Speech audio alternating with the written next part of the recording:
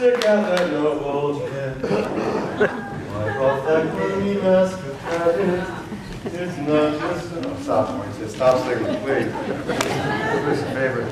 I thought I'd talk about my favorite topic today. Of course, that's me.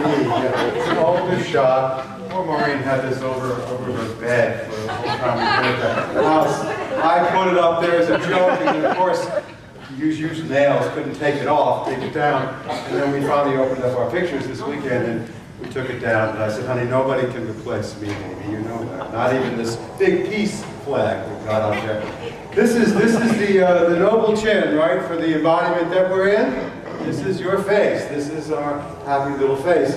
The moment we got the idea of being separate from God, we created for ourselves a body to come into. So here's the current embodiment of our particular face that we're looking at. It's an illusion. It's an appearance of things. It's changing, literally, as I speak. It is a thing. It is a thing that is a no thing. There is a reality within it, and you and I are that reality. When we realize how powerful we are, then nothing can harm us, not even the changing body that we're in. And when we realize that, we become very powerful in the world. We've been talking about the 5 hindrances to our awakening, that everyone who walks into this planet gets an assignment. We called it our admissions criteria about 3 weeks ago. And we talked about the 5 hindrances: lust and greed, hatred and ill will, agitation. And today we're going to be dealing with what I call the 3 Stooges: sloth, torpor, and doubt. Here they are.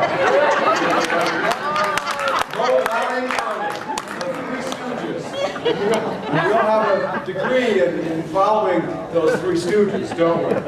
They're a little bit more subtle than the other ones that we deal with because there's a kind of heaviness about them that you sometimes can't quite put your finger on, but you feel just tired. You feel kind of like the weather outside with the humidity, the doubt, sloth, torpor, just the inability sometimes to feel like you just want to stay in bed, not move.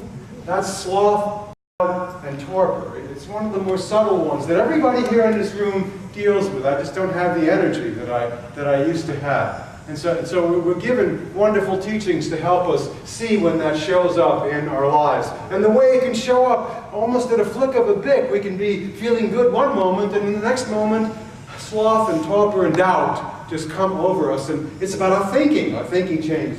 So I'm great Sunday last Sunday with Carl Anthony here, just the best. And it's about 1:15, and we are doing some cleaning up stuff, changing over from who used to clean to what's getting cleaned now. Gordon and now his family's running it, but we're kind of all taking a little part and helping out. And so I'm out there about 1:15, and I'm sweeping the floor, the fellowship area. Now it's really kind of had a happy face on until it happened. You know, I really shouldn't be doing this. This is not my job. What am I doing this for? You know, my happy face became a sad face. It's like, why am I still doing this? 31 years in ministry, where is my Mercedes-Benz? My book got... What is going on? I'm still sweeping up this stuff. And right away, you know what happens when that happens. There's no more happy face. The chin is down, and now it's like you're getting reminded of everything else that isn't working so well in your life. We've had people at our house for 6 weeks. You know what I'm talking about, Joey? People 6 weeks in my house. Well, when are they leaving? Just everything becomes this... and then all of a sudden, you know, we get in the car and the whole service, the wonderful glory, the glow of it is all gone, and I'm lost in doubt, sloth, torpor, which I call my stupor. The 3 Stooges have taken over again.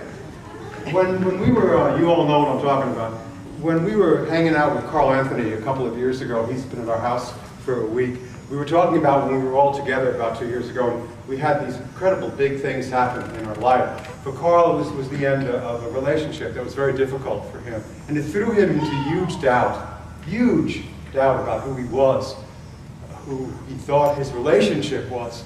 And it really, he's still working with that. And we were in the place of, we had just left a really big ministry at Seattle Unity, And then here we were at this place of trying to get work to go into churches when the economy was going through a couple of years ago, and it was hard to get people to say yes to our coming to share at the church. And big waves, of doubt came over us. We just could feel like, well, what am I doing? I'm almost 60 years old. I need to get some more money into my Social Security account. Oh, wait, Social Security, oh my God, is it even going to be there in 5 or 7 or 8 years, or when we're 112, when they finally let us collect it? I mean, you know what I'm saying? Doubt does that. It does it to all of us. And Carl, at that time, was working at San Diego at the Children's Mercy Hospital. And he would be in the presence of people who were dealing with terminally ill children, who were dying from illnesses at 8, 9, 7, 12, and 15 years old. He would be with them, and he would sing to them as their child was taking their last breath, and be with the family as they, amazing energy, a wake-up call. And he would come home, and he'd share that with us. And suddenly, the doubt, the sloth, the torpor, the stupor was gone. We were immersed in what's called the bigger picture of, my God, I'm alive today. I'm so grateful for this moment.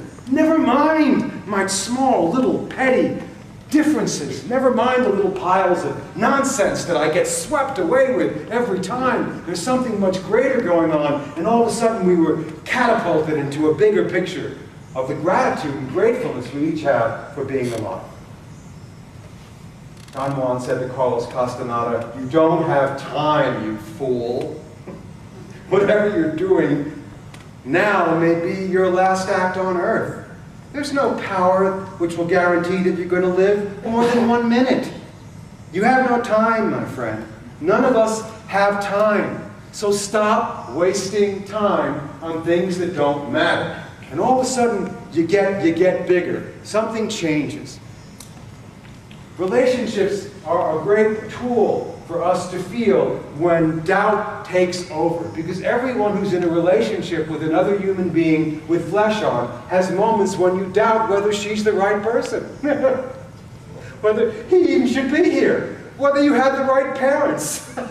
Everybody believes there's someone else or something else that's got to be better than the life I have now. And when we get small like that, it slows us down. We get lazy and hazy, and we can't seem to move. Oh, it's you again.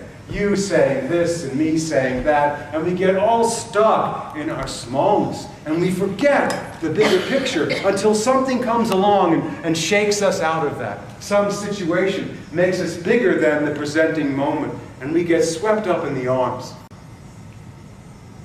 of the beloved. And we say, no, I'm not wasting any more time on judgments and resentments that don't matter.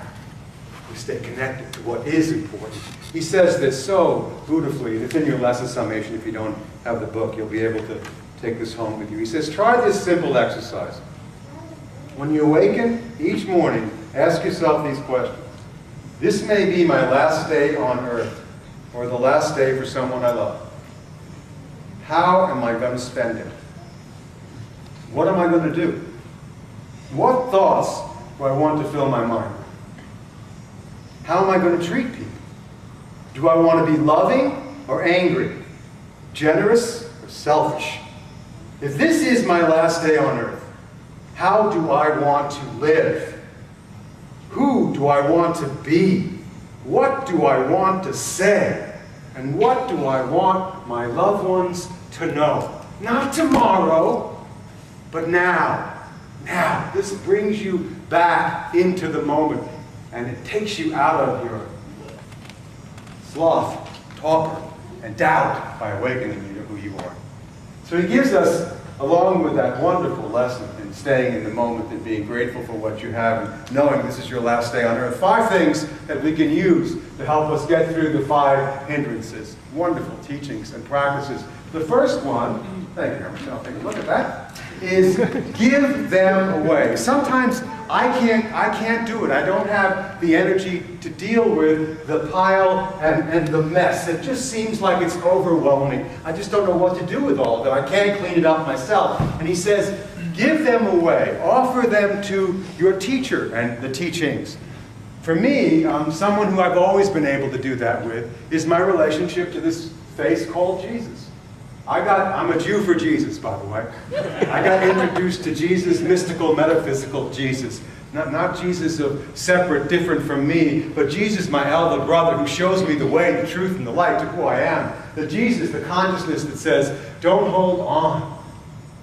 I'll take whatever it is that you cannot take, and I will hold it for you. I will transform it. You can offer your heart and your mind to me, and I will take it. Not because we're separate, not because Jesus is different than me, but because it is the light of the truth in me. For some of you it may be Buddha. For some of you it may be Ramana Maharshi. For some it might be Paramahansa Yogananda. Whoever it is for you, they're available to help us. No one can call upon them in vain, nor is there anyone in whom our teachers are not aware. And so they say, give me what you can no longer take. Offer it to me, and in your weakened moments, I will be strong to you, through you, for you. That's the promise of the beloved teachers who have gone before us, who just hold out their hands and say, stop suffering, let me have it, I'll take it from you. You don't need to try to do this yourself. Let me have it. There's a moment in the story of Ram Das that I love when he was with his guru, his teacher, Maharaji. And they've been together for about 2 weeks. And he's sitting with his teacher who's on a blanket. This blanket says, Ram Das, you have a bottle of happy pills, don't you? And he goes, how does he know that I have a bottle of happy pills with me? It was the 70s now. Happy pills, yes I do actually. How does he know I have happy pills in my pocket? And he goes, I want to be happy just like you. Let me have your bottle of happy pills. So Ramana Maharshi, Maharaji, this great master teacher, takes him and says, I'm going to be happy, just like Ram Das, just like Ram Das. He takes all of the bottle, turns it over, and 25 of the pills go into his mouth. And Ram Das thinks, oh, I just killed Maharaji. He's over, he's finished, he's done. It's no longer going to be possible for him to be alive. And nothing happened. Maharaji was not touched by external happiness because he was in touch with internal happiness. He said, Ram Das, I want to offer this to you. When you're on a bad trip, give it to me. I'll take it all from you. You are not alone. I won't be rattled by it. I'll be awakened within it, and I'll offer it back to you. So don't hold on. You feel that? Give it away to your teachers, whoever they might be for you. And they are, particularly right now, at the end of the age and the beginning of this new wave of energy we're on, they're available to us. They're here now more than ever. Closer to you than hands and feet is the beloved presence of God. So you're not in this alone. It's not a mental game, it's a heart opening, and your teachers want you to awaken. So that's the first one. The second one that he talks about and offers to us is honor all of your teachers. So how many here have an altar or a puja table set up at their home? Some sort of altar, not right or wrong, it isn't a $1,000 question. It's just, it's a table. We've got one set up at our house. We've got Jesus and Buddha and Paramahansa Yogananda and Aman Bhagwan. Just in case one of them happens to be the real one, I want to make sure I'm on the right side. It's my favorite joke about that. It's just a joke. The saddest day on earth is when the sons and daughters of God forgot to take this lightly and laugh, yes? And he says, okay, that's your table. Every morning, every night, when you wake up, sometimes I wake up in the middle of the night, I'll light a candle in front of the beloved for whom he is Christ or Jesus, and I ask for their help and for their energy, for my practice and my prayer and my meditation. He says, don't leave it there. The next thing you do is you take people who are the most difficult for you. You know who they are. Someone's putting you on their table as well right now as well. You're someone's I light the candles for you. He placed them on, he said in his life, he said politicians on the table. And we're about to do that again, aren't we? Not again, but there it is. He placed them on the table. He said, I've got Osama bin Laden's picture on my puja table. See how mad and crazy this is? Because there's no one separate, nothing that's separate from us. And so we place all of the great difficulties. We bless those who would despicably use you. And rich shall be your reward in kingdom of heaven consciousness. Not any of us do this perfectly, but you are willing to move in its direction because they're your teachers. They're showing you something in yourself where you're rigid, where you're filled with resentment and filled with judgment. You get to see that in them and you go, oh, you got me again. Oh, you did it again. Bumper sticker in front of me that says, God bless Fox News Network. You know? God bless CNN News. I don't know which one it is for you. They're going to be both sides. I think I'm going to get that bumper sticker and start bowing down to it now before it all begins again. Bless you, thank you. I'm stuck. You're right. Look at that. My feeling is so strong about this. I don't want to go through the tunnel and get. You just had a little bit to go. Remember that thing that bothered you the most? Bless it. Bless those who would despicably use you, and rich shall be your reward in queendom of heaven consciousness. So think about who that teacher is for you, and begin to honor her. Place them on your altar. He says 3, take guidance from your pet. Havasu. Havasu is constantly in the state of non-judgment and non-resistance, non-rigidity. She does what is going on in the moment. She lives it fully and drops it. We went to the house to have Havasu go play at the pool with the ball. And Havasu, you know, my little dog, loves her ball. She's addicted to it. If it's around, there's nothing else for her but the ball. And we went to the house a couple of weeks ago, and then we went again. And there was a big, huge German Shepherd there this time from a family member. Biggest white Shepherd I had ever seen. That dog has got to be about this high. And Havasu immediately goes for the ball. And just at this dog, at this huge German Shepherd dog. Hackles are going up. Don't worry, the dog's never bit anyone. I said, I think this could be the moment. The problem is not the Shepherd, it's Havasu. She will fight to death for a stupid tennis ball. So I said, you know what? As the adult in this relationship, I'm taking her home. So I took her home. I took Havasu back to the house, and I set her up a little bowl of food. Now, I want you to know that when Havasu was eating the food, she wasn't going, that stupid German Shepherd ruined my whole afternoon at the ball. I could have been playing with that ball. No, that cat that scratched me, that person at work who I can't stand. I can't believe I had to speak up that mess of a church. Havasu's just like, What are we doing next? She's not at the house anymore. She's just, what are we doing? I said, you're going to wait here while we go play. Okay, I'll be right by the door. It's gone. And that is a great example of not holding on to resentment or grudges or fears. They're all around us, and they're going, what is the matter with you now? I am with you always. Work out the tension in the body with exercise, with yoga, with some sort of physical practice to get the endorphins up. You need it while you're here in the body. Whatever you can do, whatever that is for you, just do something that gets you moving to get the endorphins up. Whatever your body will let you do, do that. It's a great practice and a great teaching. And finally, let go of the desire to punish anyone for any reason. There was a moment where I was sweeping up, and this is for you, Annette, whose birthday is tomorrow, by the way. Annette is going to be 35 years old tomorrow. 35. And so I'm sweeping up, so I know how my mind works. Okay, now I'm sweeping up, and I'm like, I can't believe I have to do this. Well, I'm going to have a little talk with Annette about, we got to get this thing worked out for this cleaning thing. Annette looks at me and goes, Richard, I'm not the target.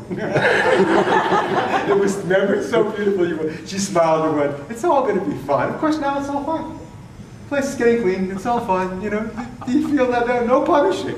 The moment you have a desire to punish someone, it's because you're getting rid of yucky feelings and trying to get them to take it. They don't want it any more than you do. Own it yourself. Sweep it up yourself. It's your own to deal with. And when you own it yourself, you become owned by the spirit within you. It doesn't get caught up, but allows you to be swept away in the awareness of who you are. So let's look at the lesson summation for a moment, which I know you'll use today. I just know it. Mold our anchor. Know them well. So try this very simple exercise, my friends. When you awaken each morning, say to yourself,